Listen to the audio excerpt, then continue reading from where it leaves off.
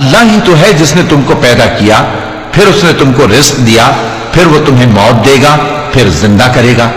بھلا تمہارے بنائے ہوئے شریکوں میں بھی کوئی ایسا ہے جو ان کاموں میں سے کچھ کر سکے؟ وہ پاک ہے اور اس کی شان ان کے شریکوں سے بلند ہے۔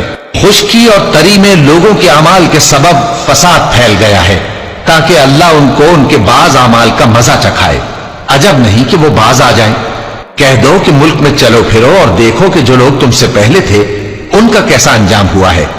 ان میں زیادہ تر مشرک ہی تھے، تو اس روز سے پہلے جو اللہ کی طرف سے آ کر رہے گا اور رک نہیں سکے گا، سیدھے دین کے رستے پر سیدھا رخ کیے چلتے رہو کہ اس روز سب لوگ منتشر ہو جائیں گے۔ جس شخص نے کفر کیا تو اس کے کفر کا ضرر اسی کو ہے، اور جس نے نیک عمل کیے تو ایسے لوگ اپنے ہی لیے آرامگاہ درست کرتی ہیں، تاکہ جو لوگ ایمان لائے اور نیک عمل کرتے رہے ان کو اللہ اپنے فضل سے بدلہ دے۔